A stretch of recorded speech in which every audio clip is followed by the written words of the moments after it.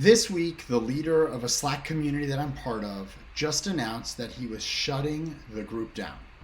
I wasn't heartbroken, but I reflected on what happened and I've learned a few things I wanted to share about online communities and what makes them tick. So, the first thing is, why do we join an online community in the first place, right? So we jump into a Slack group because we want to be around people who we want to work with or learn from. That's one area that drives us.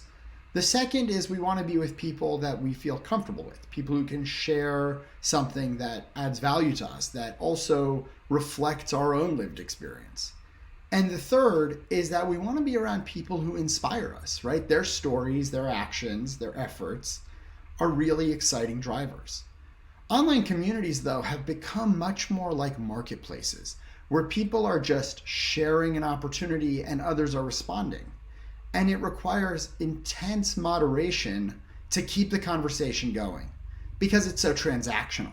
And community is not built on transaction alone.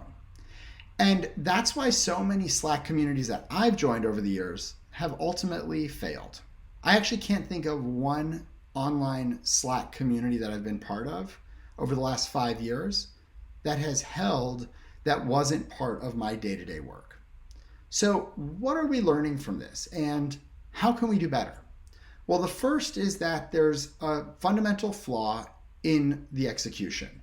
There is a missing piece, and that is the content that brings people together, right? It's totally fine to have an online community, and online communities have been unbelievably successful in certain contexts, but not when it's just random postings.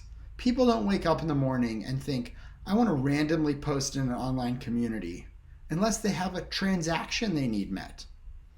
That's why at Unleash we focus so much on the path, the central content that drives engagement, because people want to learn from each other, but first they need to learn from the organizer. What the organizer provides as content, and I'm not talking about prompts, I'm talking about substance, is going to drive engagement. And once people are in that community and learning together, that's where the stickiness happens. But it doesn't end there. There has to be continuous path content.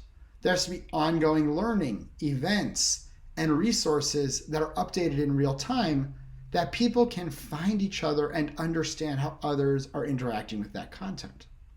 But unfortunately, online communities on Slack are mostly marketplaces.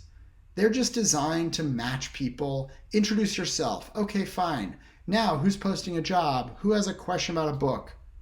But what that doesn't do is anchor the community in something.